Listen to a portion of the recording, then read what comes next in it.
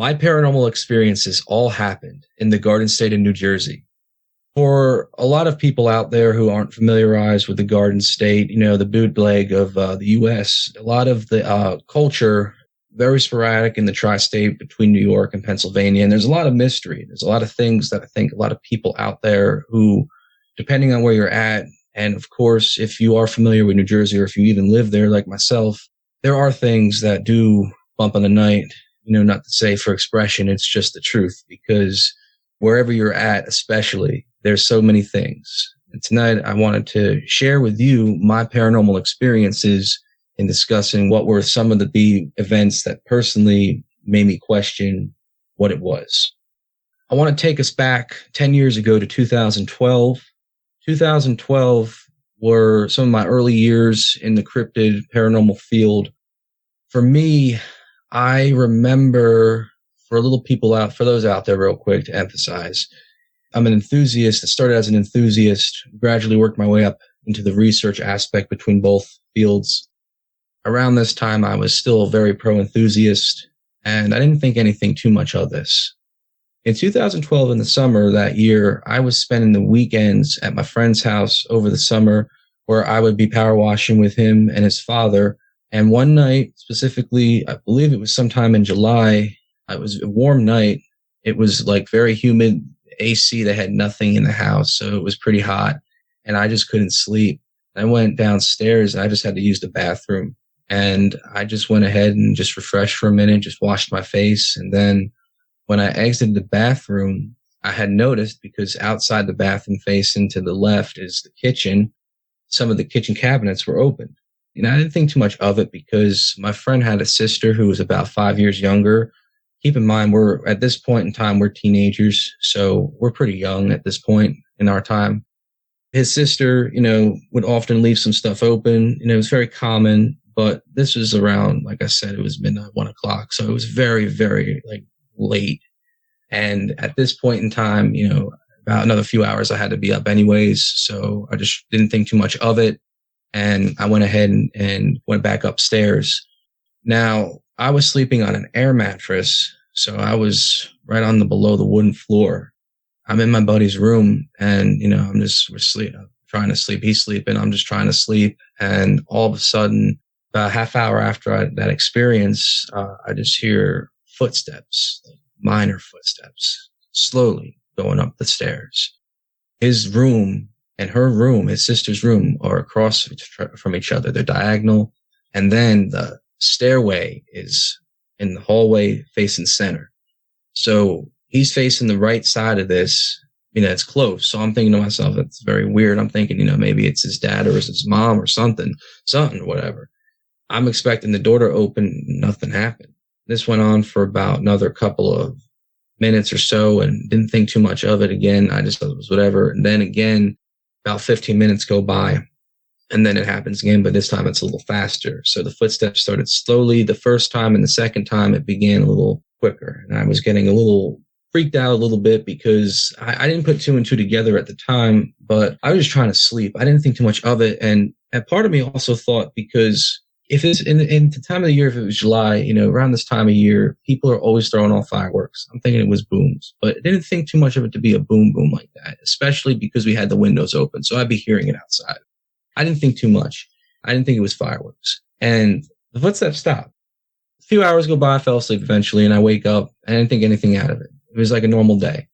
My friend's father had asked us when we were doing a job during that day if we were making noise last night, because he was hearing footsteps back and forth up the stairs if we were downstairs and stuff, because he didn't hear us talking or anything, because his door was facing right by the kitchen. So he would have been able to hear it. It was a very weird situation. And I said no. And my friend said no. My friend didn't even know what happened. It was something that was very creepy. And my friend didn't say much to me. And then a few years go by. Him and his family, they moved out of the house. Their excuse was they couldn't keep up with the mortgage. They had a crazy job. That the mom was disabled for the time being, and the dad was the one working. So, it was a really steady income that was happening throughout the household. So unfortunately, they had to leave the house, and they all went their separate ways anyways, because it was just a very crazy turn of events. Anyways, story and told. I found out from my friend that he remembers having some experiences that he couldn't explain. Some cases, he would hear footsteps. In some cases, he would just hear like little whispers there and there. And he thought it was just, little mind audible hallucinations in his head, when you're sleeping and you're dozed off. He thought it was that.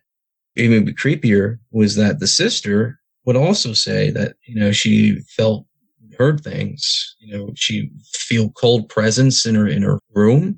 It was always cold in there.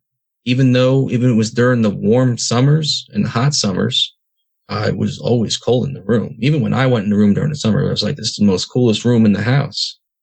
I later found out that they actually did have activity that they knew about. They didn't really express because at the time it was just something that just didn't really fly by with them.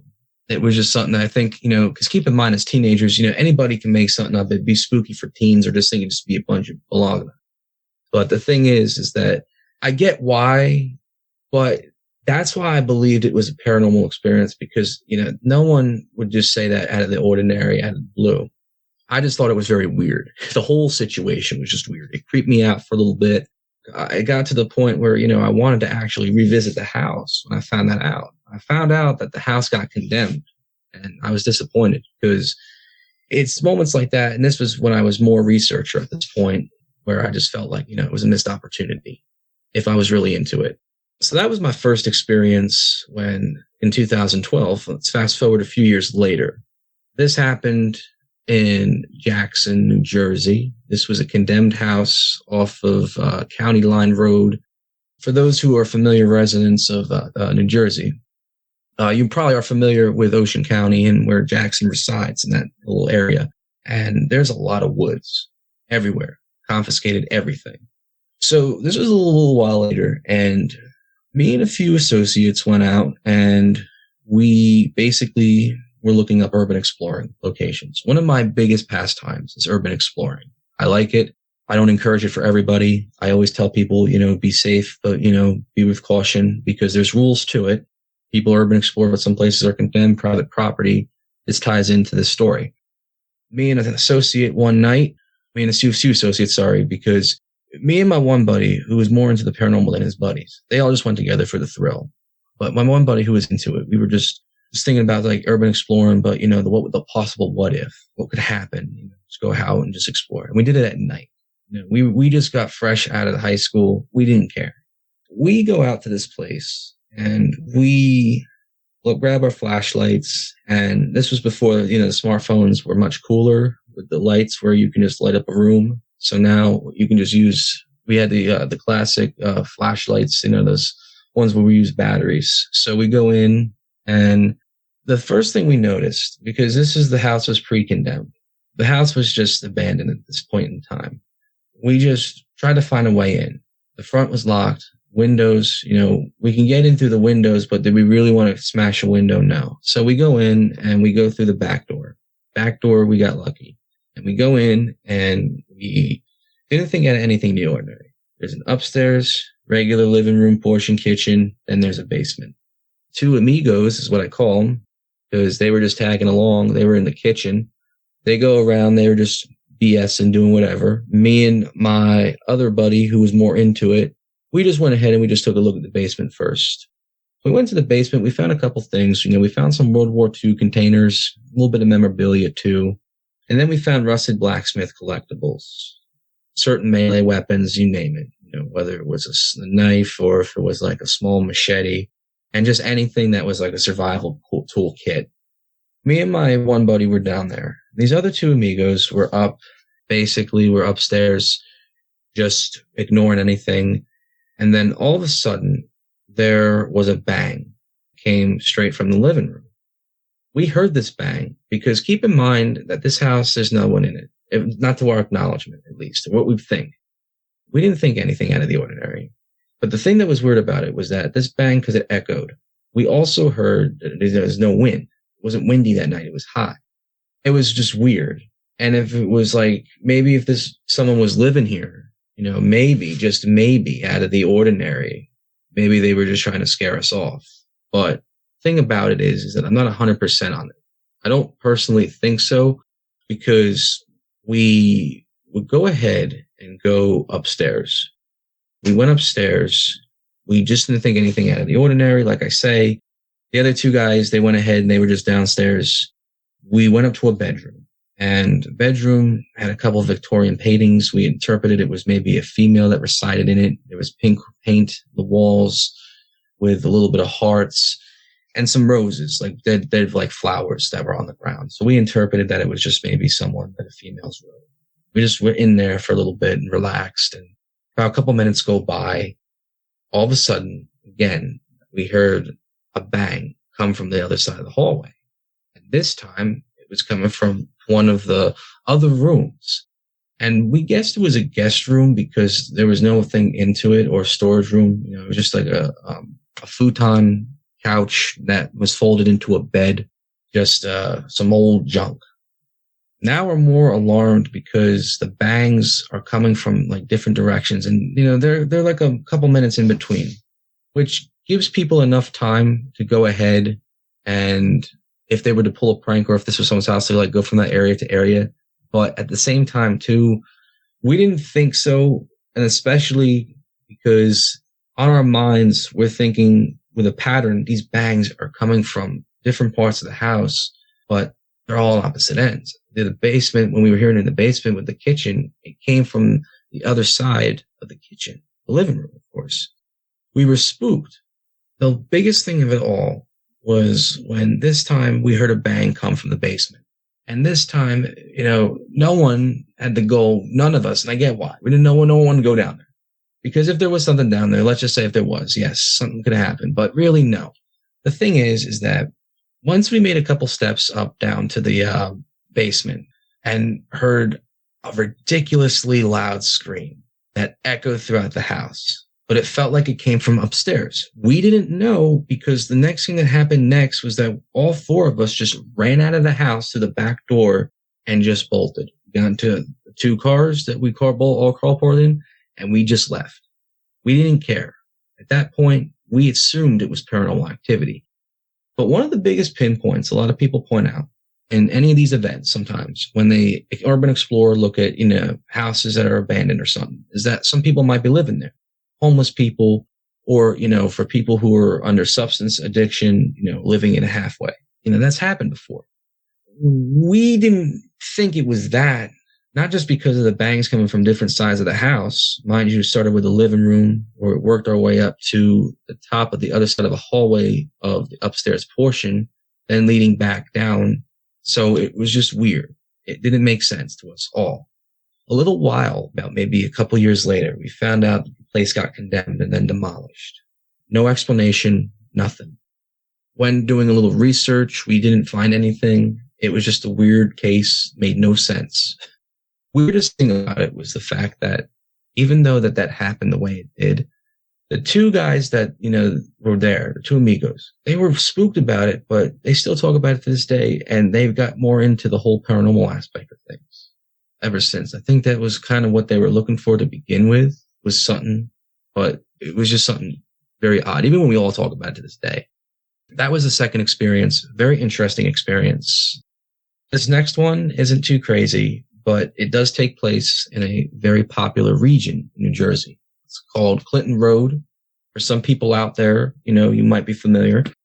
But for some of the listeners who aren't, Clinton Road is a large road that expands 10 miles, roughly, towards the Upper Greenwood Lake, located in West Milford, Passaic County, New Jersey, which is one of the most longest roads, even in the United States mark.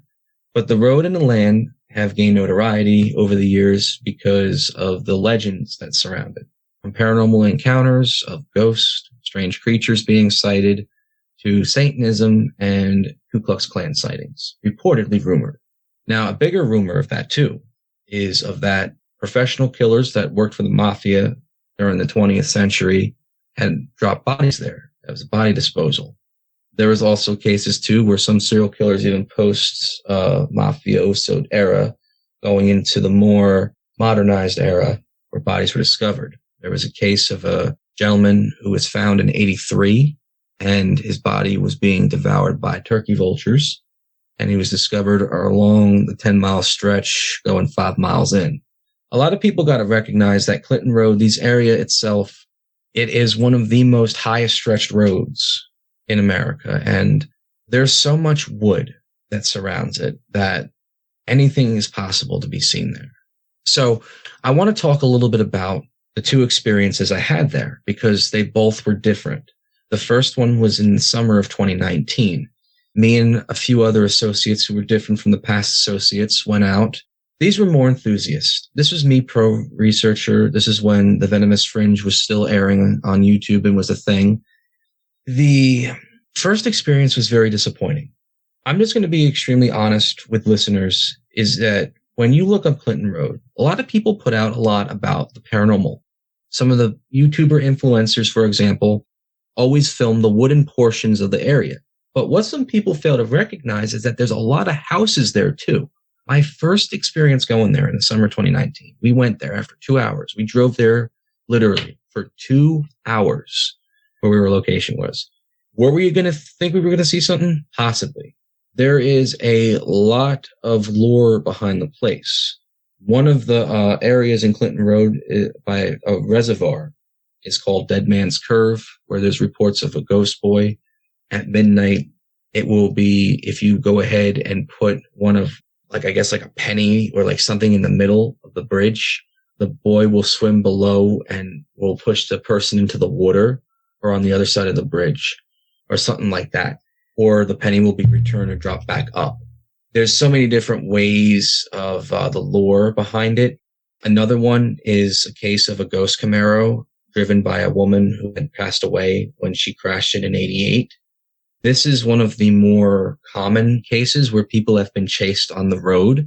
I don't really know the authenticity. There are videos on YouTube of people, like, I'm talking years ago, not like some of the more modern influencer age, where there were people who were being chased by lights. I saw video footage of it a while back. Impossible that it could have just been a bunch of people following the prank because, like I said, people live around this area. There's a lot of houses. But when we were driving there, we didn't see anything. We just were looking at, we went to the Dead Man's Curve and we did the thing and we looked around and nothing. It was beautiful though. It was a beautiful summer night and it was just disappointing that, nothing happened. And when I was looking around and I was thinking, this woodland has enough area around to have something happen. But at the same time, too, I wasn't pushing it. I wasn't trying to ask for anything. I really wasn't.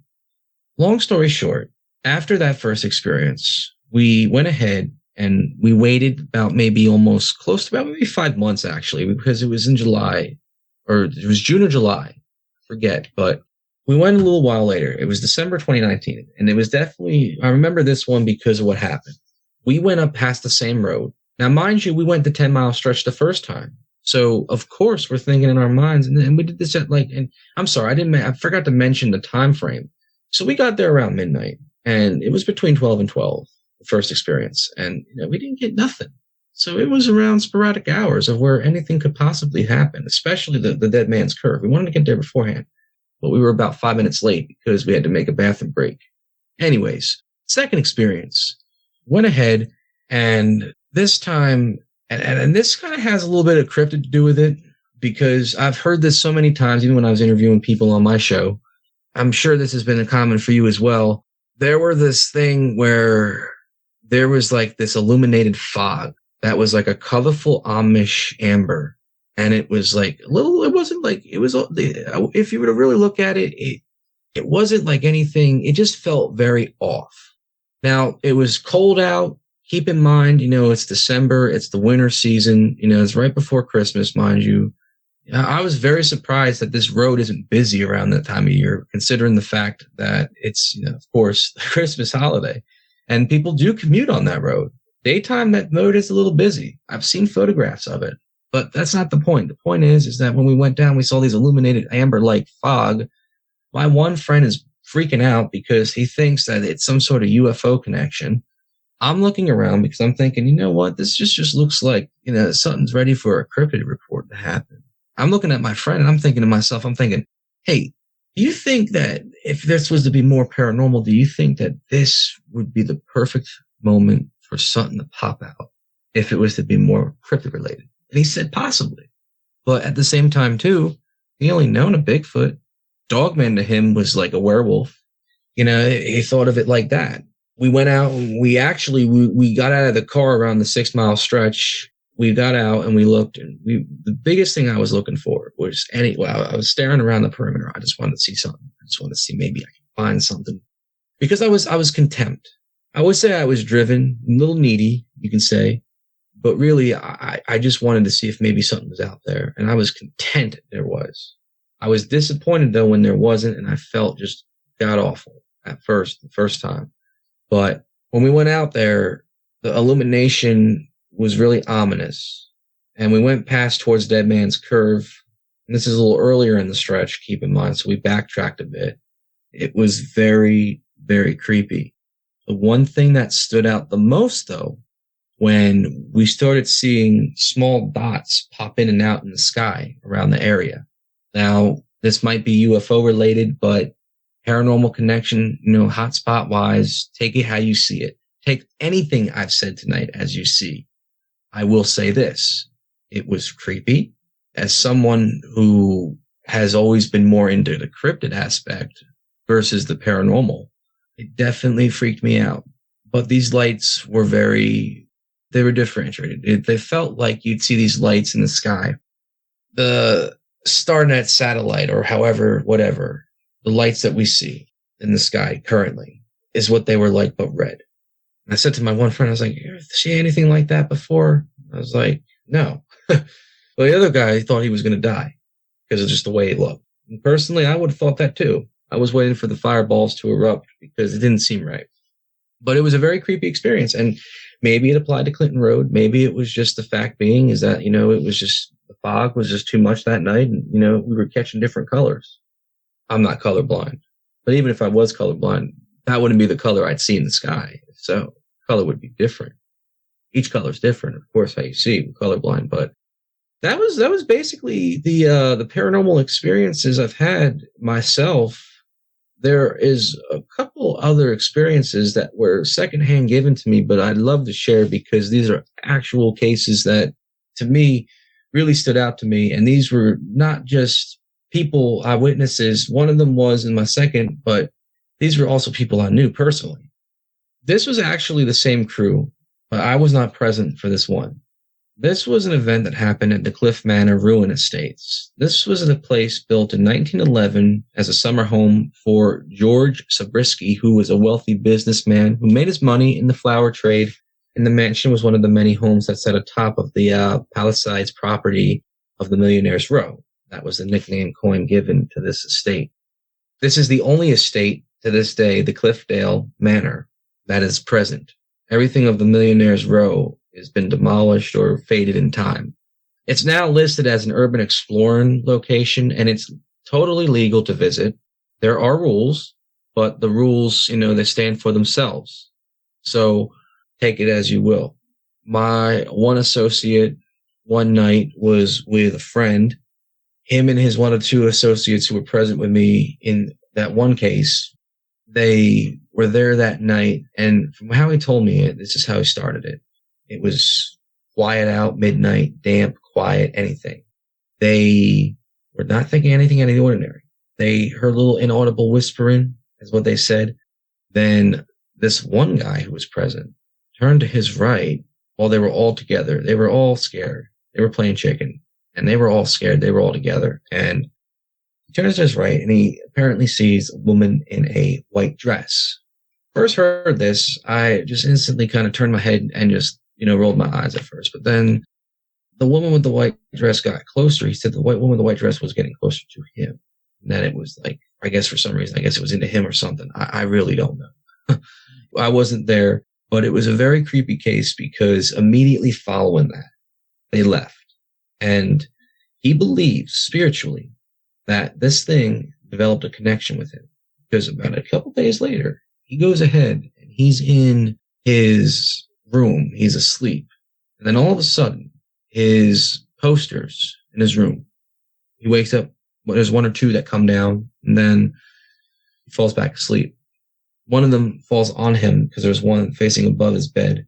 And then he wakes up, these other ones are all on the ground. And the pins were not taken out of the wall.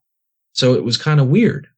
A little while goes by, and he starts having dark hallucinations, is what he was explaining. The dark hallucinations were this thing or being or whatever, I guess, was making him think certain things, and he was going through a depressive spiel.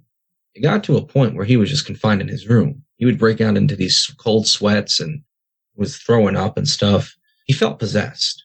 His mother took him to a doctor. Doctor thought it was stress. Doctor thought he was just, having some sort of upper respiratory issue. This was around COVID, keep in mind. So COVID was strongly hitting out in the stream around February, March on my end. And I'm sure like many others too on the US. He went to a doctor in early March, and this is when this happened. So this is around the time frame, around this time. It's spooky. So the mother realizes that, my son isn't having this issues. She goes ahead and she does a little research. Out of the blue, she just hears him just like scream and panic for no reason. That's when she believes that maybe there's something more to it. And they go ahead and they perform an exorcism of their religion. Following that, the exorcism was a success. They somehow cured him. He was fine after that. So he believes spiritual connection. Something happened that night. Something that he did or something that was attracted to him that night caused that to happen. That was something that was very spooky. That really was creepy to me. Now, this next one, and this is one I would like to just throw out a disclaimer to. The police department for this respected borough of where it's located has specifically given valid instructions to any people who are of the interest of exploring that it is private property and that any trespassers will be arrested. This is also coming from the Weird New Jersey Bulletin on this particular subject. This is talking about the Gates of Hell. There's a place located in Clifton, New Jersey, around the area of Clinton Road, believe it or not, in Passaic County. And the Gates of Hell got its name from its horribling underground. You enter in these underground tunnels, these little storm sewer drains, and then you just go down them. There are so many different loopholes you can make that correspond with all different locations of New Jersey, from either South Jersey to North, one that connects even going up to New York. There's so many different things that transpire and how people can go down here. There are reports, paranormal experiences from people, homeless people living down there, crazy people. You got the one that goes also, the biggest one, I think, but I don't really know the authenticity of it. And I don't really believe it, to be honest. And I'll explain why at the end, is that there's an actual portal to hell actually under there, based on the old mythology and a spiritual demon that haunts the area. But these drains, and I encourage everybody out there who's interested, just look it up. There are so many different storm drains, so many different tunnel regions and whatnot that correspond. And it's beautiful. The graffiti people have been down there for years, decades, and they did everything. And there are some drains that are very spooky. Some that honestly make you just kind of sit back and wonder, why would anybody want to live down here? It's a great hideout. It's a great escape, but it's horrifying. It's just straight up horrifying. Some of these places, and one of the Gates of Hell has, is Red-Eyed Mike. This is apparently a spiritual entity that is reported to have horns, red eyes, some sort of hybrid human-shaped figure that resides in the tunnel. Specifically, they don't give out the specific tunnel. There's a bunch of reports on it. People can be interested in looking up. I don't want to spill all the beans for those who might be interested, but yeah, there's weird hybrid entities down there. The portal of hell. There was a case in which a gentleman had talked about this. He had went down one of the west tunnels, and he had discovered a lot of graffiti, and he had also discovered a lot of echoing voices that were coming about maybe a half a mile down. You got to remember something. Once you're down these drains, it's dark. The things that surround you, bugs, the manure, everything, you got to use flashlights. You're literally down there and you're screwed. There's no light system down there. When they were being installed and built, even when people come in, maintenance crews come in, They don't do that for a reason, because they're not built for that. That's the total opposite of what drains are built for. But at the same time, too, it's just completely horrifying what you can find in there. And there's also dead animals, I hate to say it, too, that reside there. This gentleman had the unfortunate thing of seeing all of that. The lights were pitch dark. He heard voices. And then he started hearing the things that just make me question. Inaudible whispering that was coming from the east end of him, along with a few other people. They turned their lights off because they don't know if this thing can see them or whatever. But they made a mistake out of that because now they got lost. They got lost because they ended up going through the wrong tunnel. Whispering, it's not too far away from them, but it's still inaudible enough for them to hear. It gets spookier and spookier and spookier and spookier. Long story short, the whispering gets to a point where it starts to become like loud, vicious screaming. Now, mind you, it's audible. People, you can hear it's not inaudible at this point, but it's just screaming. They're spooked. They don't know what the heck is going on. They turn the lights on and turn around, and they go through this other end. They're lucky that they were able to get out to a clearing. It was just that the clearing was only 24 miles north of where they were parked. The issue they made was they made a mistake going through one of the wrong drains. But he was so spooked out because he believes that there is something evil down there. And I do take it as paranormal because it was something out of the blue. You've also heard of the floating heads, weird eye shines, and for some reason the hybrid figures and other stuff like that. But like I mentioned, this is also a warning from the Clifton police. They have arrested various people that have traveled to the location and observed the place. And of course, it's all about trespassing. And at the same time, too, some people go in there with weapons. And also, some of these weapons are weird. One case, an officer reaching out to the individual on the Weird New Jersey website mentioned about them arresting people with weapons with double-edged daggers, with curved blades on each side of the dagger, swords, and butterfly knives. And other weapons that are hard to describe. Almost satanic, almost kind of medieval-like, I guess you can say. Why they had them on them, who knows? Maybe it was because they were going to have a powwow with some of the demons. What is important to know is that if you people in New Jersey do want to go down there, I haven't explored it for this reason. It's trespassing. Cops surround that place more ever than you think because of this reason. It is so popular because of that. There are many ways to get to the gates of hell. It's not just in Clifton. There's a few drains that connect to it. You got to remember, but you also got to do your research. But at the same time, too, I'm not going to also promote that because I'm also not going to do that for the sake being. My point is that these are locations I bring up and talking about in New Jersey, and anybody could look up because New Jersey has a lot of paranormal activity. While my 3 experiences were nothing crazy as the Clifton Manor experience or the Gates of Hell experience, they definitely do correspond with paranormal activity. As far as I'm concerned, I don't know what else is out there, but it's mysterious. Before I go ahead and leave the show tonight, I just want to go ahead and personally thank once again the show host, Mr. Vic Hunter, for having me on to share my paranormal experiences. As well, I want to go ahead and leave on a tidy note with a little bit of a few shout-outs to some very important people that I've had the great honor of coming to know in this field, of both fields actually, and also a little bit of self-promotion on my end.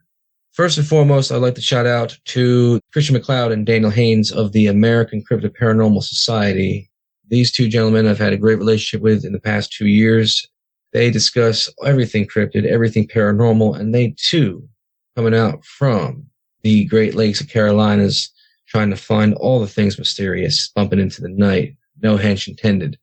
Ladies and gentlemen, please go ahead and take a look at their website, American Cryptid Paranormal Society, and check out their YouTube called Beyond Fringe Investigations.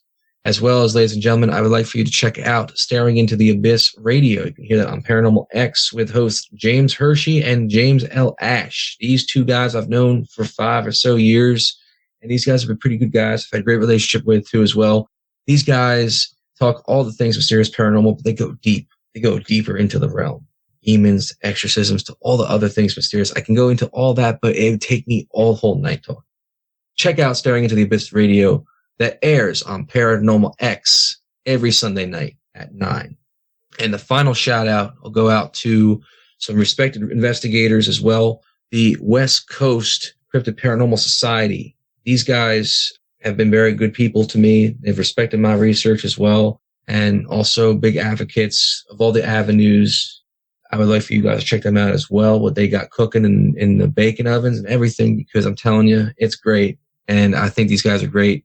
And last but not least, of course, myself, folks, if you guys are into any kind of horror art, if you guys are into anything that is artistic related, please check out Prometheus Delta on Instagram. That is Prometheus Delta. That is PROMETHEUSDELTA.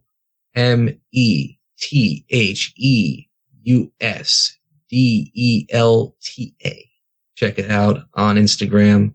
Guys, I'd love to have you guys drop a follow. And if you want a cryptid commission done, understand every nowadays money's tight, but folks, check out my commission offers. I promise you 5% off everything. And the deals are very fair. Check it out. Thank you, everybody. If you've had a paranormal experience and would like to be a guest on the show, please contact us by going to myparax.com. That's myparaex.com. Thanks for listening.